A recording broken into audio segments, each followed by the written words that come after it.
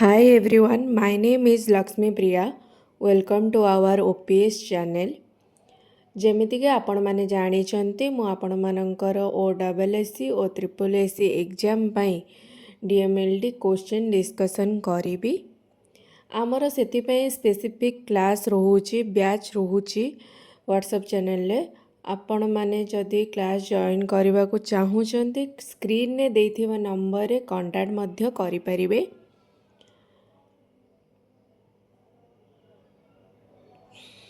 ଚ୍ୟାନେଲର ମେମ୍ବରସିପ୍ ମଧ୍ୟ ରହୁଛି, ଆପଣମାନେ ଚାହିଁଲେ ନେଇପାରିବେ।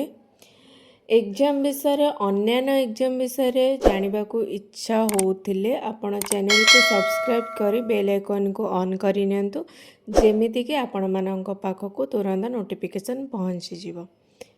ଠିକ୍ ଅଛି, let's start the series. First chapter human anatomy and physiology. First question is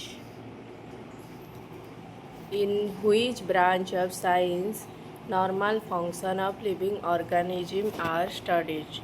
माने साइंस रो को ब्रांच रे लिविंग ऑर्गेनिज्म मानकर फंक्शन को स्टडी करा जाए। Option A anatomy, option B biology, option C physiology, option D all option. Correct answer होची option C physiology. Physiology branch of science, normal function of living organism are studied. Next question होची the fundamental unit of in the living matter is known as। माने living matter रो fundamental unit कौन? Option A cell, option B tissue, option C organ, option D system. Correct answer होची option A cell. The fundamental unit in the living matter is known as cell. Next question रोची cell membrane is composed of. माने cell membrane केउथरे गढ़ा हुए compose थाए। Option A protein, option B lipid, option C both A and B, option D none option. Correct answer होची option B both A and B. माने cell membrane is composed of protein and lipid. Next question रोची which part of the cell transport material across cell and protect it. माने cell रो को अंश cell मध्य माने material को cross करे एवं को प्रोटेक्ट करके रखे। Option A nucleus, option B cytoplasm, option C lysosome, option D cell membrane. Correct answer होची option D cell membrane. Next question रोची dash is known as power house of the cell. काहाकू आमे cell power house बोली कहती। Option A ribosome, option B Golgi apparatus, option C lysosome, option D mitochondria. Correct answer होची option D mitochondria. Mitochondria is known as power of house of the cell. Next question रोची what is the role of ribosome in cell. Cell रे ribosome रो role कौन, काम कौन?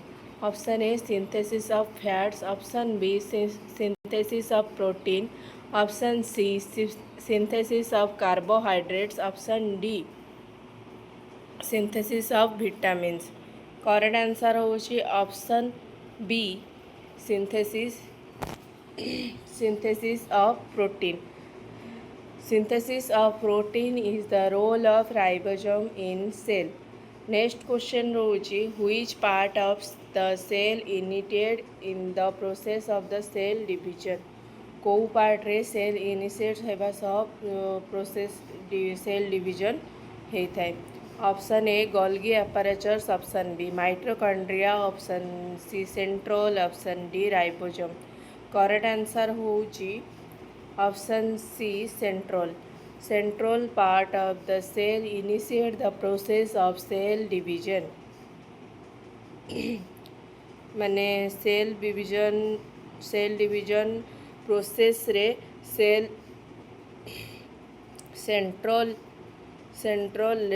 Central पार्टा आरंभ करें. Option A. नेक्स्ट क्वेश्चन रोची which part of the cell is associated with intracellular digestive system. Cell रो को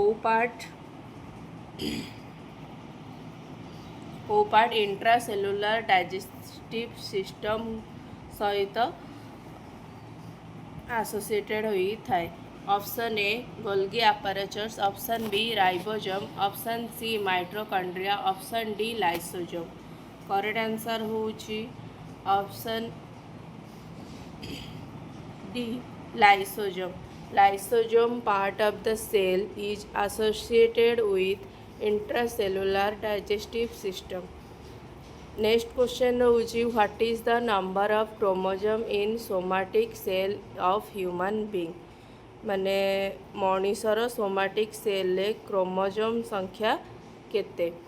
option A 23 pair, option B 22 pair, option C 21 pair, option D 24 pair. Correct answer होची option A 23 pair. Next question रोची in which type of cell division the number of chromosome is half. को type रो cell division ने chromosome number half होता है. Option A mitotic cell division, option B meiotic cell division, option C both A and B 1 and 2, option D none option. Correct answer होची option B meiotic cell division.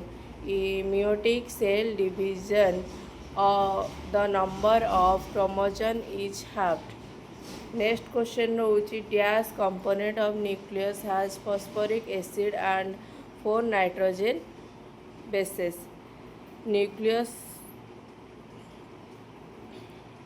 component रे phosphoric acid आउ 4टी nitrogenous base थाए को nucleus component रे. Option A chromatin, option B RNA, option C DNA, option D nucleoli. Correct answer होची option C DNA. DNA component of nucleus has phosphoric acid and 4 nitrogenous base. Next question रोची the nitrogenous base present in DNA is. माने DNA रे थिबा nitrogen base हेउची कोन का present करे. Option DNA present रे थिबा nitrogen bases बुझिबले. Option A adenine and guanine, option B thiamine, option C cytosine, option D all option. Correct answer होची option D all option. माने the nitrogen base present in DNA is adenine and guanine and thiamine and cytosine. Next question रोची collection of cell having similar structure and function is known as. Cell रो आमे collection करथिबा cell ले similar